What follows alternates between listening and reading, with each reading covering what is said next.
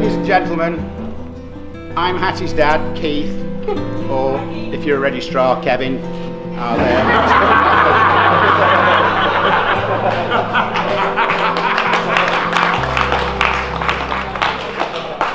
Now, you've probably realised we're micless here tonight, so if you can't hear me at all, just say, "Can't hear," and I shall try and channel my inner Brian Blessed and enunciate to the gallery. When I saw the weather this morning, I was disappointed for Hatty and Jay, but then I remembered what my youngest daughter Emily always says, even from being a little girl. Well, we're not made of sugar. And at age 5, she didn't add this bit, and the bar is indoors. And it is. Well, welcome everyone, guests, friends and family, and well-wishers in general. You only ever really hear the words well-wishers mentioned in terms of weddings. Sounds to me a bit like a Victorian occupation, as in, I used to be a lamplighter, but now I'm a well-wisher. or roles for French and Saunders in a sketch as extras, like, I was third well-wisher in Vanity Fair. Anyway, to all you well-wishers here today, thank you for being part of Hatty and Jay's big day at this wonderful location.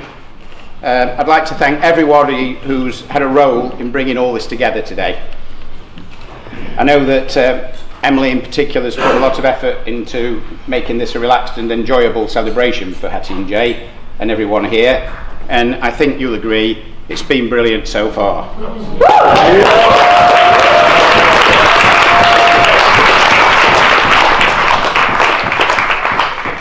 Well, we'll soon see about that. Well, at least I don't have to be witty and entertaining. That's the best man's job. Nice.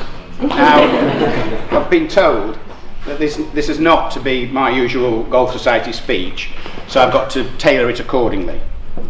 Consequently, we won't be having any of life's imponderables, such as, why is Miss Universe always from Earth?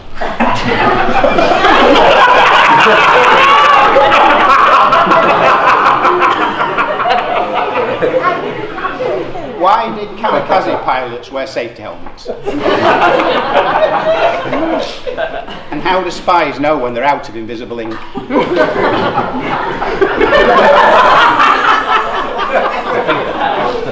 Moving on. How many opticians does it take to change a light bulb? 1 or 2? 1 or 2? As I say, we'll be having none of that sort of thing. Now, I know that afterwards there's live music organised, and I hope you all enjoy that, although I'm a bit concerned for Hatty, and I hope it doesn't revive any sad memories for her of the time when her pet mouse Elvis died. He was caught in a trap.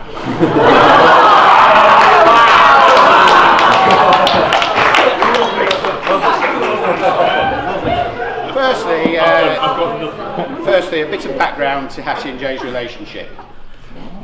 All of us here are so glad that Hatty and Jay found each other in life, and despite starting out from Sheffield and Dronfield respectively, being educated for years less than half a mile from each other, they both had to go and live in London in order to meet each other.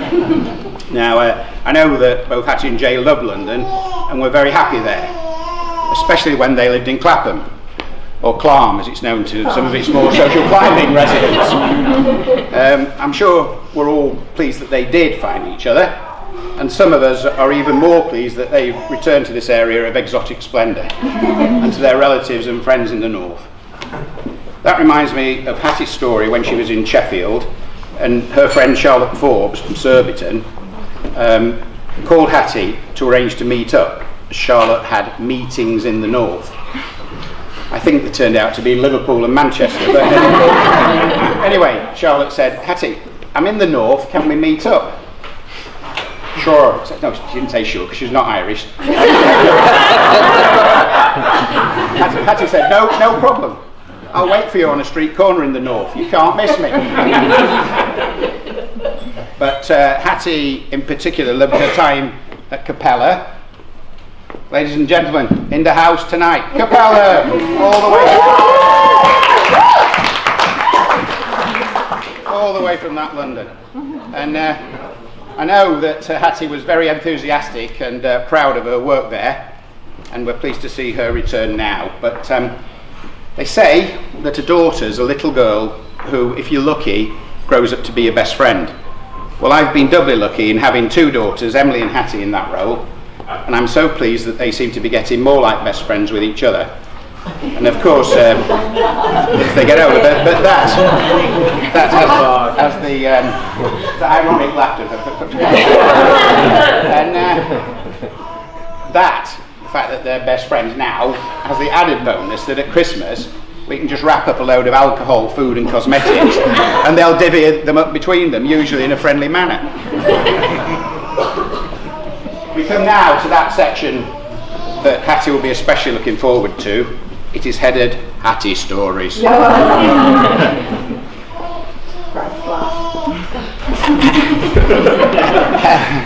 Helen and I took her to Biddulph Manor in Staffordshire once when Hatty was about 20 months old, just learning to walk and unsteady on her feet. Now, I'm sure some of you will be saying, never mind 20 months, we've seen her unsteady on her feet 20 years and the rest. But this unsteadiness arose because she was what was known at the time as a toddler. Now, this would have been the early 1990s, and it was every young father's lot in those days to carry on your shoulder a bloody great video camcorder about the size and weight of a suitcase full of house bricks. And you had to film everything. And I was no exception. But I used to add a bit of commentary to add sound. Anyway, Hatty was staggering towards me as I'm filming along a pathway which cambered slightly from right to left. I could see that she was a bit unsteady, so unable to negotiate the camber, she staggered along for a few yards before measuring her length in an undignified heap in the grass border at the roadside. I kept up the commentary, the filming, along the lines of, she's losing control, I bet she falls over, yes, there she goes, told you. But she's rather more poised now though. See what I did there? And such poise was never more evident than when she gave us her Miss Bennet in the lead role in Pride and Prejudice at Buxton Opera House in a sixth form at school. As a teenager, Hatty loved attending local drama school, Act 1, and I stayed in touch with them. She was keen on drama, but once, when she was passed over for a role as a princess, I don't know, Anne the Pea, Anne the Crow or something, there were loads of them. Her demotion was such that she went all the way down to stagehand. And I recall that a curious half smile played across my lips when she and another girl were moving a bench in the dark and began arguing about where it should go on stage, and the sound was still on. But I fast forwarded a bit too far. Let's go back to her childhood, who'd aged about 6, when she directed, starred in and dressed herself and Emily in a rendition of It's a Hard Knock Life from the popular musical of the time, Annie. With a cry of, she's singing the wrong words, Hatty bashed Emily over the head with a plastic dustpan and brush. The tough love school of direction. When Hatty was nearly 14, she first became interested in rugby union. And I know that in later years she's loved going to Twickenham with Sophie on many occasions, never failing to make me jealous by texting a photo of their wonderful seats on the halfway line or next to the post as I trudged off to the pub to watch it on Sky. But, however, this Sunday morning was the morning of 23rd of November 2003, the day that England memorably won the World Cup against Australia. Hatty, aged 14, saw the match with me and my mates in the cricket club in Tickhill. She had half a shandy in celebration afterwards, and then ran across the road and flagged down the Rotherham bus to get off at Rotherham, Sheffield bus to get off at Rotherham, because Helen had arranged a private party for Hattie and her friends at Rotherham versus Leicester Tigers. Talk about too much of a good thing. But anyway, I asked her later in the week how it had gone, and she was impressed. And I said, well, I know you like rugby, but what did your girlfriends make of it? She said, oh, they just kept saying, oh, haven't they got lovely thighs? My partner Sarah and I had a succession of truly wonderful and memorable holidays with Hattie and Emily in places like Lake Garda, Cape Cod and Avignon in their teenage years. Hattie was always great fun and threw herself into everything. On the New York holiday in particular, when she was about 15, I had developed something of a reputation as Victorian dad. This was ill-deserved, and it was apparently the result of my full and varied, yet unrelenting sightseeing programme, most of which was on foot. On the last day, Hattie was ill. Now, those of you who know her will realise this is not unusual. But she still yonked around Greenwich Village to ground zero in a cheerful fashion. Those of you who know Hattie will also know that she has a poor sense of direction. Helen recalls that when Hats passed her driving test and first went out driving on her own, she phoned Helen to ask how to get from Napier Street in Sheffield to John Lewis. Which way are you facing? Asked Helen. Does it matter? Snapped Hattie.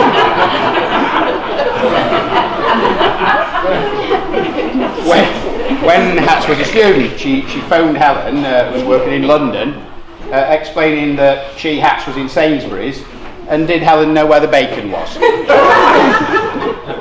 Just next to the sausages on the moor side of the shop, said Helen. I'm in Sainsbury's in York, said Hattie.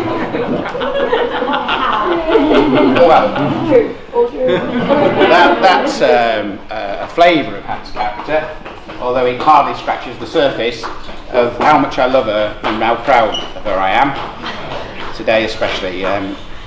So now, on to the other half of the sketch, Jay. I'd like to, and luckily for him, I don't know much about much incriminating stuff, but that's where Liam and I differ. But I'd like to take the opportunity to welcome Jay into the family formally. I've known him for about 5 years now, and we found very quickly that we share a taste for beer and general knowledge crosswords. Too much attention to both once caused me to almost miss my train when I went to visit Hattie and Jane in London. We've been mutually helpful to some business matters, and I was particularly impressed with the help and enthusiasm Jay's shown in Hattie and M's fledgling business Fizz and Fromage. Those of you who know Jay will agree that he's very laid back yet outgoing with a good sense of humour and a very pronounced can-do attitude to life. It says here.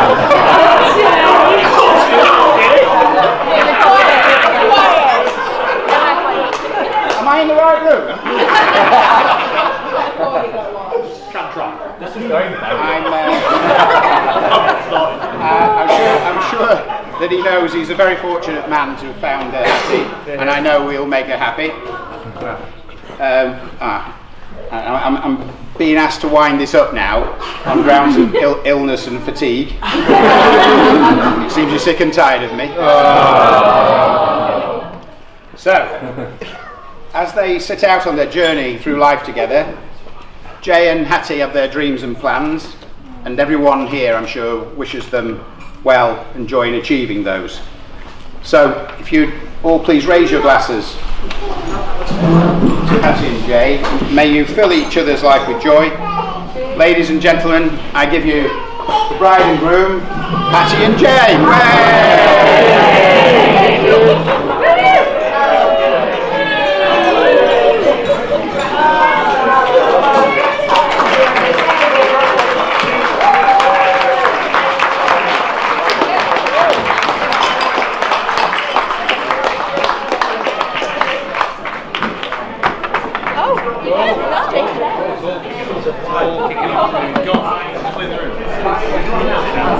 Well, We've got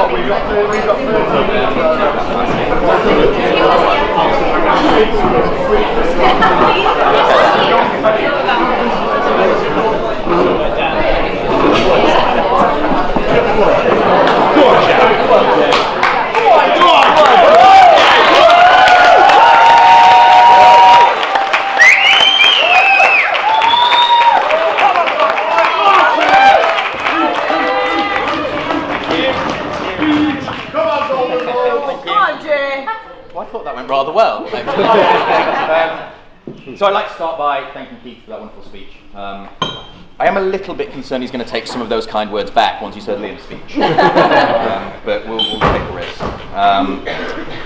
I'd like to first say, before I talk about some individuals, welcome to everybody, welcome to our wedding. On behalf of my wife and I, Sit down. when Hattie and I first got engaged and we started thinking about today, what we actually had in mind was a sort of small, intimate wedding with a room full of the people that that meant the most to us and that were our nearest and dearest. And when we sat and started to make that list of people who we really care about and were our nearest and dearest, we came up with you lot, really. All 103 of you. But we really couldn't imagine spending today without any single one of you. And we're all very grateful for you all to come in. So thank you.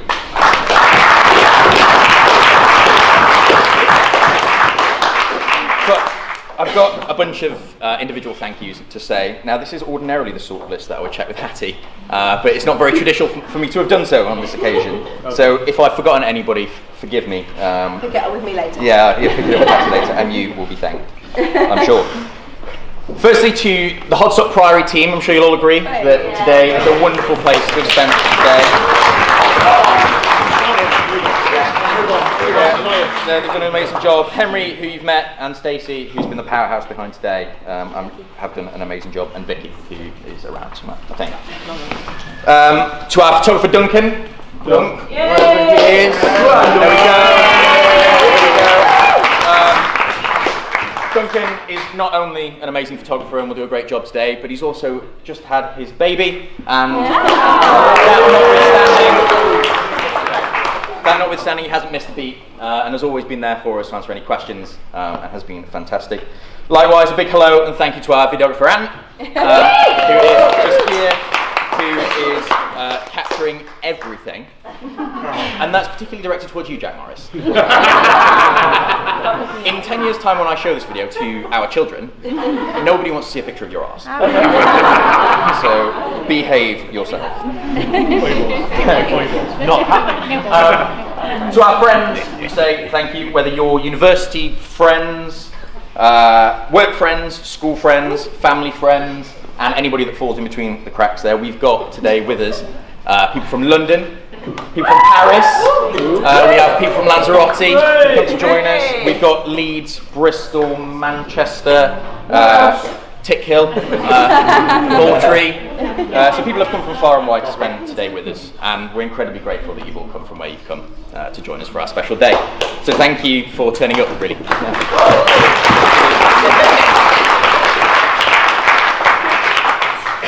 To our families, we say a big, massive thank you. It's hard to describe how important you all are to both me and Hattie. You played a huge part in getting us here, not just in making today happen and listening to all the boring questions about venues, generally making the things happen that we wanted to talk about, but you've all welcomed us into each other's families in the most incredible way, and we'll always be grateful to you for that. I remember actually when I first introduced Hattie to my family, we'd only been dating for a few weeks. So I brought her up from London to see my family in Sheffield. Now what I forgot to tell Hattie was that my family is a bit like a small army. And when we go somewhere, either nobody goes or everybody goes. So I called ahead. I remember calling ahead and saying to Mum, look, I've met this girl and I really quite like her. I'm going to bring her home to meet you. Be cool. Now what Mum heard, I remember, was right, Jay's bringing a new girlfriend home. Mobilise the entire family. Let's introduce her to us all in one go. In fact, fetch Julie and Steve from down the road. We may as well do this all at the same time. I think Hattie met all 30 of us in one go. But I think that was our way of welcoming Hattie into the family in the way that we all know how. And I know that I speak for both of us when I say we're incredibly grateful to you for that. Likewise, I remember when I met Hattie's family for the first time. I came back to Hattie's house and, desperate to impress, I said to Hattie afterwards, look, what did they think of me? And Hattie said, they think you look a bit like Tintin.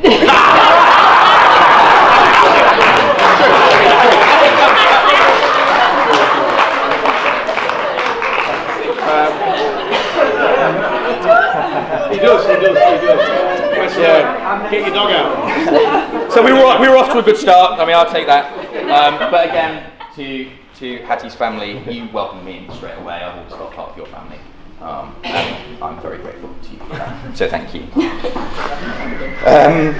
Actually, I'm just going to do this one quickly, forgive me. Today is an incredibly happy day. Hatty, and my only regret is that there are a few people who meant the world to us that we lost along the way.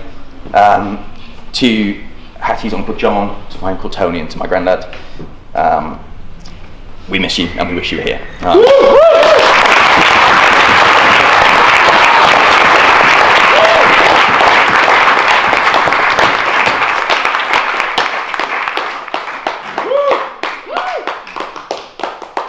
Okay, a couple of special thanks to our incredible readers today, to Emily Webster and to Hannah Friend Morris.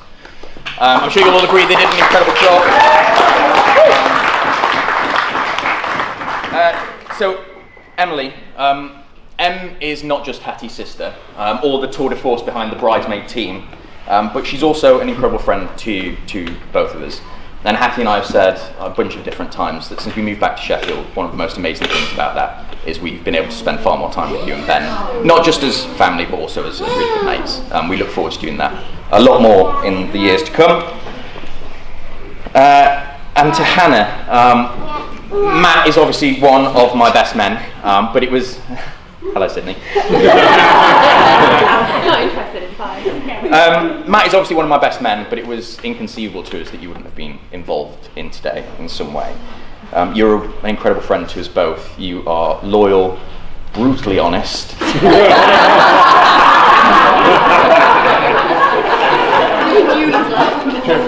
Brutally honest, but equally immeasurably kind. And whilst I'm sort of stuck with my brother, really, one big consolation to that is you were daft enough to marry him, so we kind of get you as part of that deal too, which is wonderful. So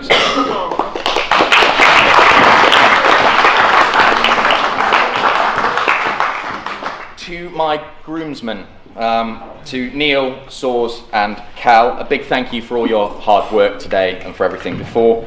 Between you have known and looked after me for most of my adult life, and actually in the case of Soars and Cal for a long time before that as well. All three of you are incredible friends, and without you it's pretty certain I would either be here on the wrong day, at the wrong time, or wearing the wrong clothes. So thank you very much, chaps, for all.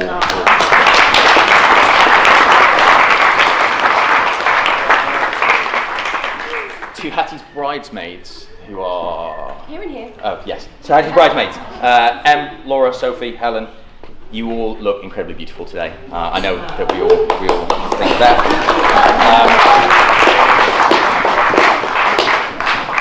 And I'd like to say a big thank you, not just for supporting Hatty to get us to today, but also for the many years before that I know that you've been great friends as well. It's an amazing thing that Hatty has such great friends like you, but one of the equally amazing things about meeting a girl like Hatty is that I also get to become amazing friends with you all as well. I mean,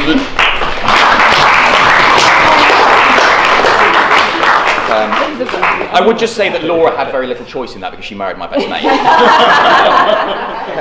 But Em, Soph and Helen have sort of tolerated me voluntarily, which is a lovely thing. To my best men. I have three best men, you all know. I have my two brothers, Matt and Jack, and my best mate, Liam. I'll say a few words about them in a second, but when I was choosing my best men, it was a no-brainer that I would have all three of them by my side. Liam to do the planning, Matt to do the doing, and Jack to sort of distract Liam and Matt from doing either of those two important things. I think it's a pretty good one.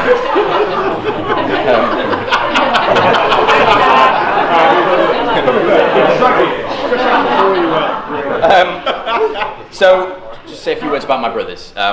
It's a bit of a cliche, I'm sure you guys have heard it before, but they say that you can choose your friends, but you can't choose your family. But it's a really wonderful thing once you've grown up, and it turns out that you end up being both. And that's something that I really value in my relationship with you guys. It's very rare that I don't go a day without speaking to one or both of you. Normally it's about absolute rubbish, and you call at the most inconvenient times you could possibly call. But when you don't give me those ridiculously timed calls, the days just seem a little bit quiet, and I think that's a wonderful thing. So you're both everything I could have hoped for in that.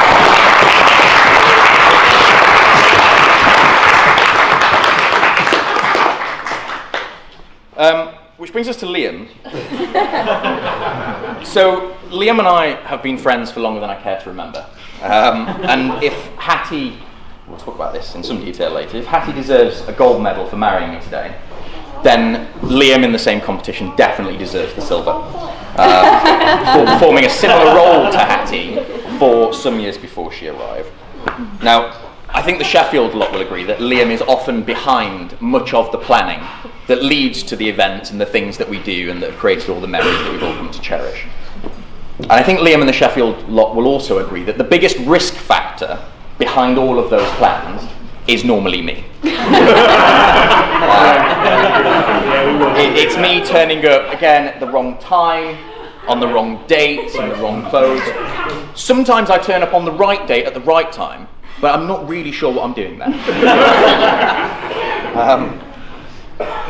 And frustrating though that is, Liam has stuck around for all those years. He's always there to give advice when it's needed. He's always there for a beer when times are good. He's always there for a beer when times are tough. And I think over the last couple of years we've had a bit more of that than we would like. Tough times. Yeah, beer. than we would like, but he's always been there whenever I need him. Liam, thank you for everything. I'm very grateful.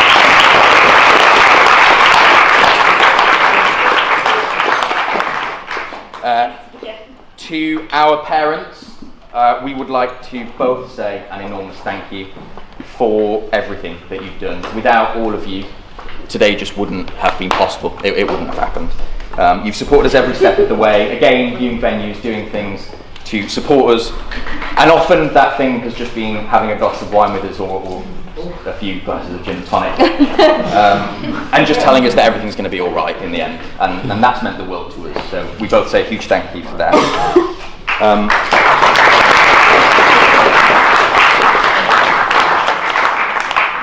A few quick thank yous from me. Helen, Keith, Michael and Sarah. The beautiful, intelligent, sharp woman I married today was the one that you... I agree. I'll back you. Yeah, it's fine. The beautiful, intelligent woman I married Who's quite sharp at times. was the one that you always treated me that way. And I'll always be grateful to you for that. I know that you're all as proud of Hatty as I am to be her husband. And if I can make Hatty half as happy as I know she was for every one of you guys, then I'll be doing it for a while.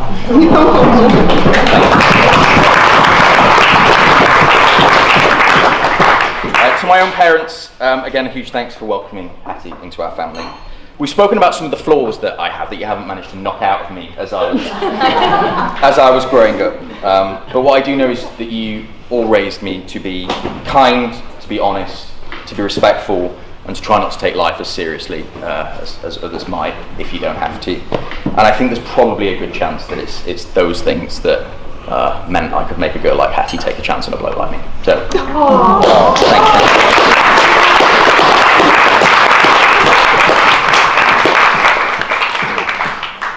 And that just leaves Hatty. Today, again, wouldn't have happened without Hatty's determination, her endless chasing of suppliers and just making things happen, and just generally being brilliant. It just wouldn't have happened. Hat, you've done so well. I'm so proud of what you've done today. So can I just say a big clap for Hatty.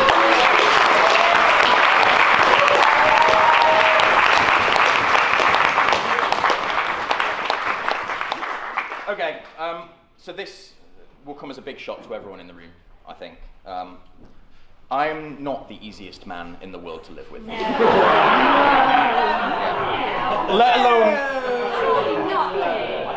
Let alone legally commit to a lifetime of doing so. Now, most of a few of you asked tonight, the table names around the room today are all special places that mean something to me and Hatty, the dates we've been on, places we've been. And what I thought I'd do quickly before finishing is just tell you the story about Hatty got herself into this particular pickle. So Hatty and I first met on a night out in London. I was living in Bristol and didn't have anything to do. So I drove the 120 miles down the motorway to come for a night.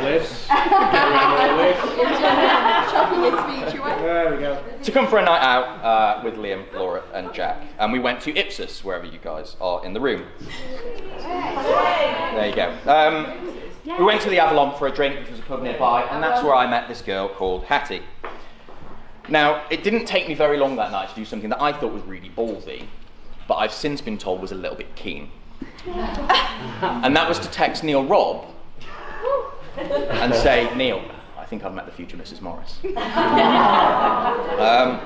Now, on Neil's advice that if I had met the future Mrs. Morris, I should probably do something about that, I went up to Jack Porteous, wherever he is, and in a moment of teenager sort of amazingness, really, I said, Jack, I think I like your friend. And in an equal moment of weird teenagerdom, Jack said, yeah, you're in there.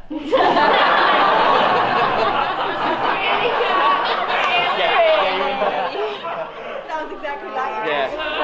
Yeah, maybe it is. So the next day I asked Hatty out and she said yes. With the help of a couple of my mates, Chris Sanderson, Neil Robb again, I planned an amazing first date. We went to the Oxbow Tower and Blueprint Cafe, wherever you guys are, and things were going really well. Now at that point, most blokes would have seen a good thing and would have said, right, I need to have a sensible conversation with Hatty and say, I live in Bristol, you live in London, but I really like you and I think that we can make this work. But that didn't occur to me. Better, it seemed to me, to pretend to Hatty that I spent far more time in London than I actually did. So for the first few months, I would do a day's work in Bristol, get the train, tell Hatty that I'd been in London for meetings. We'd go on some amazing dates, Gordon's, Windmill, Northcote, wherever you guys are, Trinity, and then I would get back to... Hello, Terry. And then I'd get back to Bristol for work the following morning, and Hats was none the wiser. But eventually I was rumbled, and we decided to move in together, first on Broomwood, wherever you guys are, and then on Drewstead Road. And it was at that point the scale of the task before Hatty really became clear. Now I'm going to wrap up. There are too many stories to share there, and I'm sure Liam's going to fill in the blanks on I've got nothing left, mate. I've got nothing. Just done it all. on some of them. But despite my faults, Hatty chose to make me the happiest man in the world today. You look so beautiful, and I've no idea how the bloke I've just described to a room full of our friends and family ended up marrying that amazing girl I met that night in the Avalon, who very quickly became my best friend as well as my girlfriend. Hey. And I will always be the impulsive, overly enthusiastic and haphazard man that conned you into sticking around 5 years ago. But I promise you that for all of those years, and for all of the years to come, the first thing on my mind every morning, and the last thing on my mind when I've been to sleep. We're so close, come on. The first thing on my mind every morning and the last thing on my mind when I go to sleep is how to make sure that you have the wonderful life that you deserve, and what I can do every day to make it a little bit happier. So on that bombshell.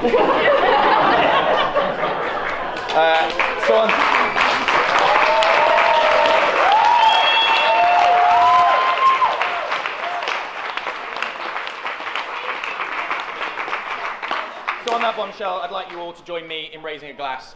And the toast today is to you guys, it's to friends and family.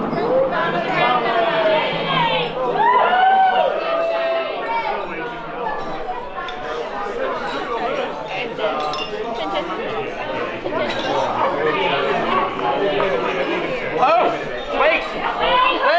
Please be down standing. Wait, sit down. Yeah. Something terrible has happened. Now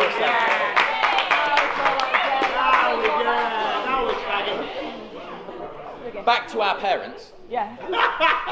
As a small token of our appreciation,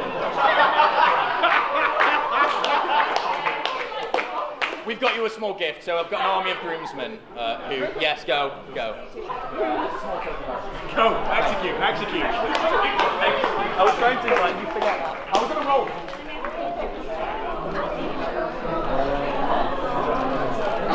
I got it, mate. What's on me? All from me. Start what? Start what?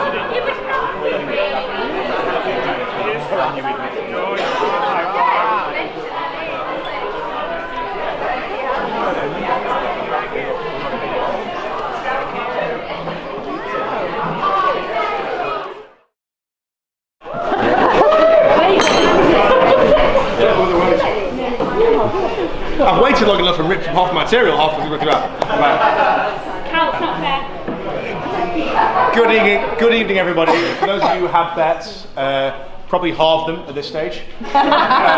Jay and I had a conversation before the speech this evening about making sure we didn't cross over too much material. And Jay said he covered briefly how he met Hatty. So Jay and I clearly have a different interpretation of the word brief. So if you feel like you've heard part of this story already this evening, it's because you have. Jay's just told us. I will try and skip over it where I can. But honestly, I was quite pleased with what I'd written, so I'd like to use some of it. My name's Liam. For those of you that don't know me, I went to school with Jay, and I had the pleasure of calling this man my friend for the best part of 20 years. I had the honour of calling him my best man at my own wedding a few years ago, or last year, and I am delighted to return the favour this evening, not least because Jay has now delivered his best man speech for me, and he's also covered off his groom speech on his own, which means this is basically a free reign for me. Ideal. Now, I know we've had quite a few thank yous already from Jay. Before I move on, I would like to say a few thank yous of my own. I'd like to thank Jay for his kind words about everyone who's worked so hard to make this evening possible. I'll echo Jay's words by saying I'm sure you'll agree. It's been a fantastic evening, the rest of it to come. It's all been fantastic, and that's in no small part down to the significant amounts of hard work and dedication from any number of people around the room. So thank you to them.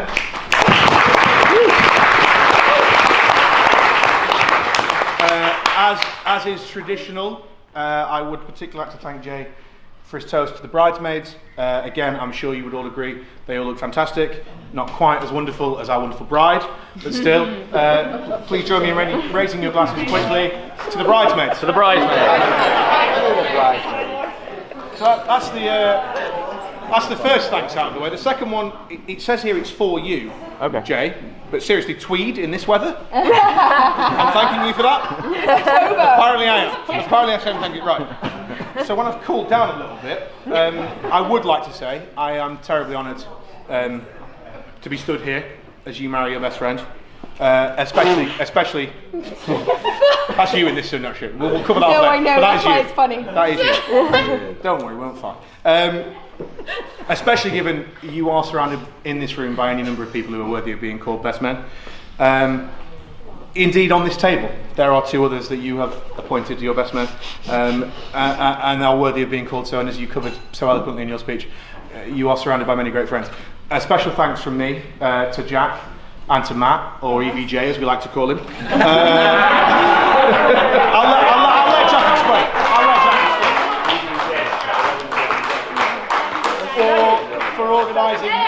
For organising such a spectacular stag do in Madrid. Thank you so much. And finally, moving from thanks to Jay to thanks about Jay. And again, this is one of the areas that he's sort of covered, but we'll brush over that. And this one goes to you, Hatty. And I speak for any number of people in this room who, over the years, have acted as Jay's minder, or carer, or packer, or charger, or organiser, or legal chaperone. When I say thank you for taking on legal responsibility for Jay. You've largely dealt with this for a number of years, over the last 5 years or Now so, there's no choice. but I'm delighted to say that he's definitively your problem now. We're finished. And then I think that after the admin's done, there's one final bit, and it's apology to the room largely. On behalf of me, This is Jay we're talking about. There's a lot of material for me to be working with. If your favourite Jay story is not included, I am sorry, but we'll try and work it in later on. Similarly, we're going to have to skirt over some of these topics quite quickly. We're going to go over the stories. If you have any questions about the stories I'm about to tell, you want more details, do grab a groomsman at some point after this evening. We'd be happy to fill you in on what actually happened in between what I'm about to tell you. So, and again, this is now where my speech delves very firmly into areas that Jay has covered. Because this card and a number after this are called The Night That Hatty and Jay Met. But luckily for me, you skirted over this night and moved on quite quickly.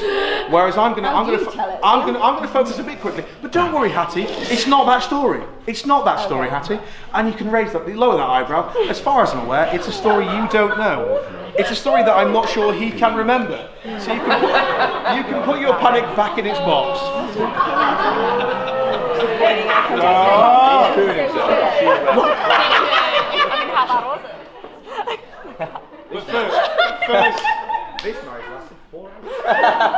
First, let me set the scene. As you have already heard this evening, it's early 2014 when Hatty and Jay met.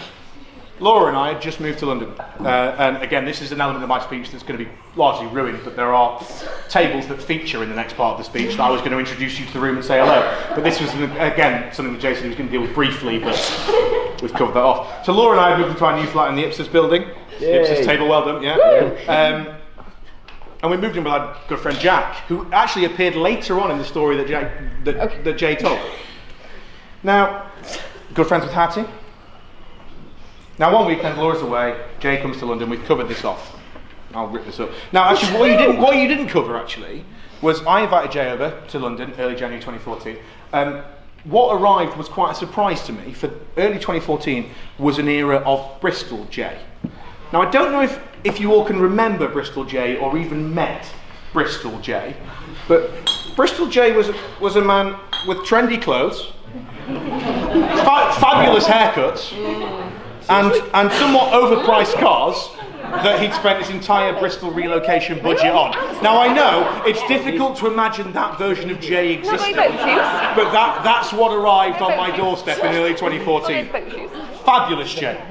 Fabulous, darling. Nevertheless, I got over this initial surprise, and off Jay and Jack and I headed to the pub. Jack had invited Hatty, we've covered this bit off. What else can I get rid of? Yeah, so there we are, we're in the pub. Introductions were made, and the night went pretty well from there. Drinks were drunk, shots were shots, eyes were exchanged, gazes were exchanged from across the bar, and that was just Jay and I. But no, Jack and I, as has already been touched upon, we sat back like a pair of happy matchmakers and watched as a very definite chemistry blossom between Hatty and Jay. Now the night drew towards closing time at the pub, and so we did what any right-minded group of 20-somethings did on a cold night in January at that point in time. We retired to the balcony of our flat to drink pre-mixed mulled rum punch that we bought at a heavy discount in the local supermarket. And it was on that balcony that our particular scene is set, the scene you've brushed over. At one point, Jack and Hatty headed inside to mull another batch of rum punch. And at that point, Jay turned to me, and it's clear you don't remember this point because you've made phone calls to Jack and said, I think I'm in with your mate at this point. But it's much earlier than that.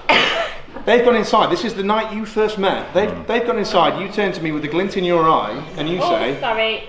I'm going to marry that woman. Is that true? And that's a love story. So what? You've trashed the first half of my speech, and now you're question the bit I've got left. Yeah. It's genuine. Word for word. It's very Richard Curtis if it is true. Yes, it's Have true. you met the man you're marrying? Yes, it's true. Yeah, it is true. Yeah. And the rest, as they say, is history. We've brushed over this. So we're going to say dates were had at the Oxo Tower and Blueprint Cafe. Crosswords were happily completed at Gordon's and the Wimble on the Common. Jay, as he's already admitted to, spent much of the next few months pretending he didn't live in Bristol and finding excuses to be in London, much to the annoyance of his Bristol-based employer. But eventually, houses were moved into on Broomwood and Drewstead roads. And here we are, at the marriage you knew would happen 5 years ago. And I suppose that is the measure of you, isn't it, as a man? It's a measure of your dedication to an idea, and once it's in your head, there's often no stopping you. It's not a compliment. You all know what's coming. Yeah. The glint in his eye that I saw on that cold January night in 2014 was a glint I have seen many times before and many times since. Indeed, when I've asked some of Jay's closest friends and family around the room, it's a look too that they have seen before. Although thankfully, as far as we're aware, never in relation to marrying a woman. It's a combination of, I've got an idea or something terrible has happened. We saw that something terrible has happened a minute ago. Now sadly for Jay, not all of his great ideas can work out as well as this one has. For marrying Hatty is undoubtedly the best idea he's ever had. And I must warn you, Hatty, although I know you already know this, that sometimes Jay's ideas do come at a cost. For example, Everyone's a bit itchy bum now. Get comfy, Harriet. there was the time that Jay, being the qualified solicitor that he is, had the great idea of challenging a parking ticket that had been issued in Hatty's name. I'm still so cross at it. That particular episode ended up with Hatty being named as a defendant in the Northampton County Court, and bailiffs being instructed to recover unpaid fines from Hatty. As far as I'm aware, it has all been sorted now. It was a simple administrative misunderstanding. But it happens. There was then the recent time, and I've no idea where you got this idea from, to invest in cryptocurrency. Now, last time I checked, you were about 80% down on your investment. Sadly, this particularly great idea of yours had even more collateral damage than usual, because you took your great idea and you then persuaded Matt and Saws to invest with you. Apologies to the wives of those two who didn't, if they weren't already aware. You. No, he got the idea from me, that's why, but it's my speech, I can do it on.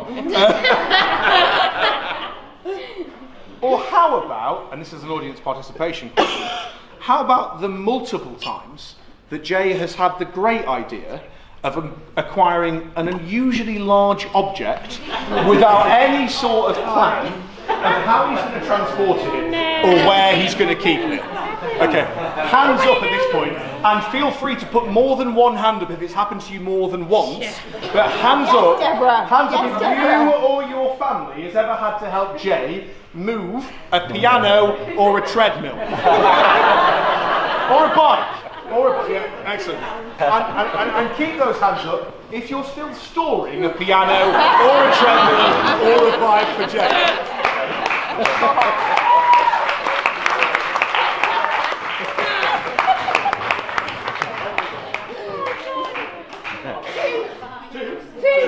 And a push bar. Two and a push bar. I mean, Duncan definitely wins that lottery. And that is the great thing about Jay. He shares this madness out. Everybody has their own Jay's great idea story. And I've used great because it's your wedding day. I would normally have changed that word to stupid. Shit. Yeah. I wouldn't have said shit. But true. But more than that, he doesn't let his bad ideas get him down. He doesn't let his failures dampen his enthusiasm for the next one. He picks himself up, he dusts himself off, he goes and finds a friend who wasn't involved in the most recent fight, and he buys another piano.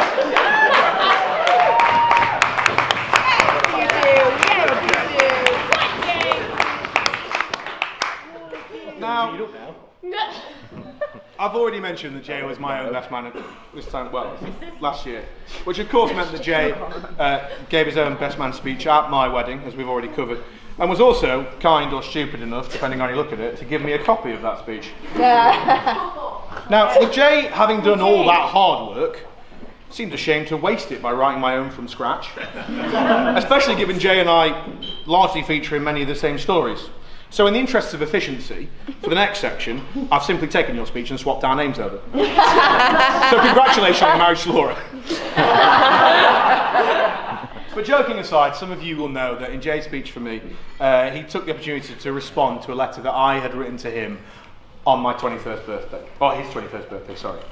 And building on that good idea that Jay had, because if you say building on, it sounds better than just outright copying. I thought I'd take the opportunity to reflect on that letter that I wrote to Jay, which was written nearly 10 years ago. I thought I'd take the chance to see what has changed and what has not in a decade of Jay. Oh, God. The first is the idea of doing something ridiculous merely in the spirit of doing something ridiculous. And as I've already explained, I've had quite a lot of help in preparing this speech. I've reached out to the groomsmen and quite a lot of our friends, and this is something we all agree we think has changed. We do think in your younger years you spent a fair amount of time doing something ridiculous just for the sake of doing it. For example, in secondary school, for those of you who don't know, Jay developed a reputation for an ability to jump down an unusually large number of stairs. It's an unusual talent, we'll all agree. How many could he possibly jump down? The school started wondering. And Jay was never a man to leave a crowd guessing.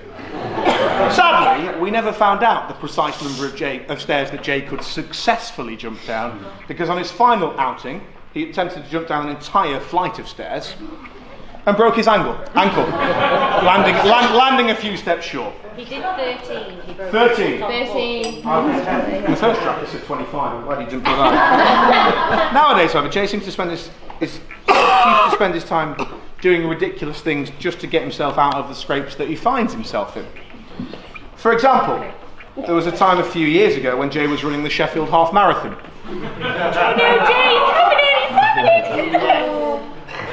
Oh no.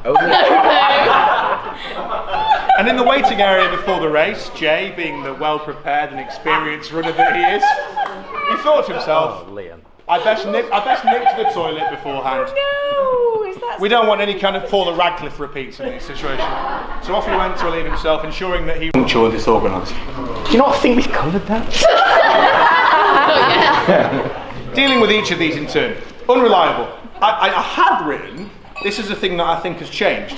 I have added, don't ask you to get your wedding vows right first time round.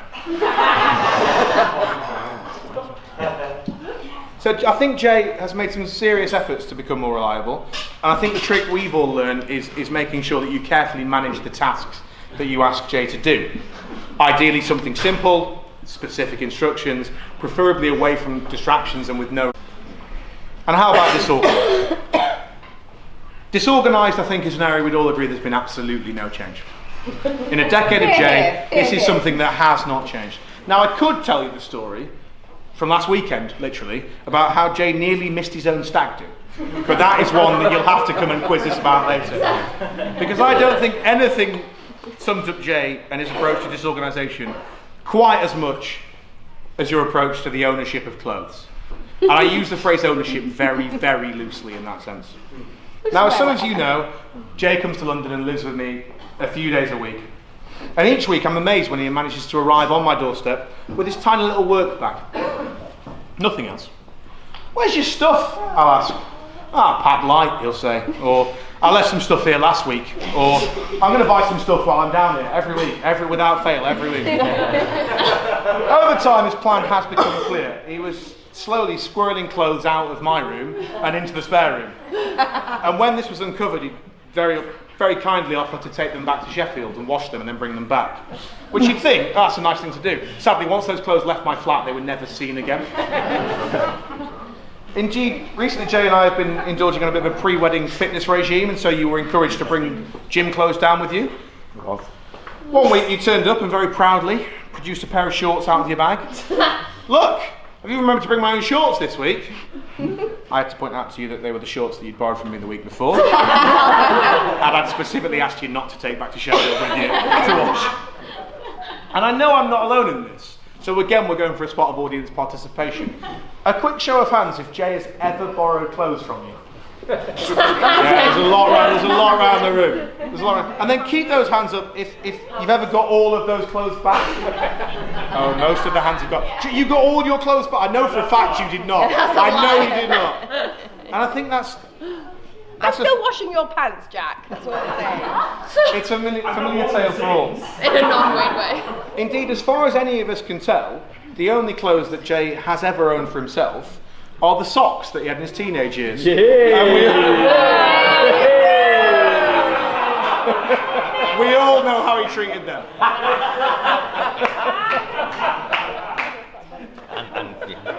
And. Very good. Very good.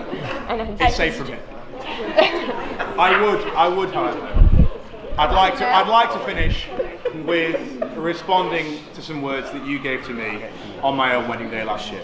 You said to me, remember, it's important not to take life too seriously and to just do what seems fun at the time.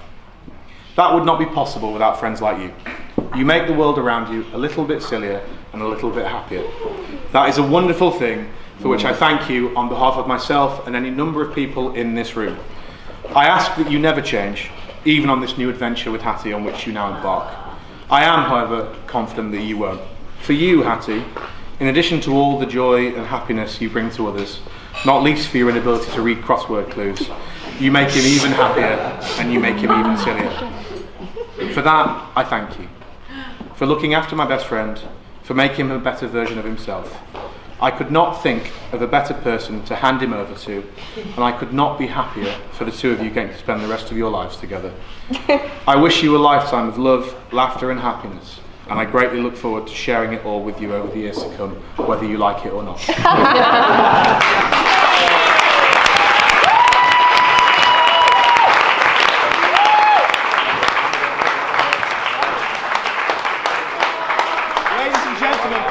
Upstanding and raise your glasses. Bride and groom.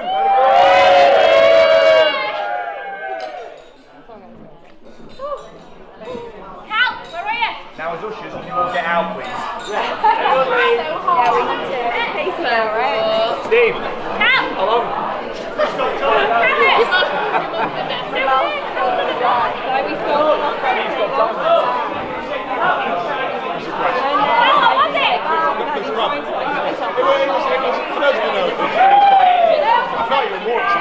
I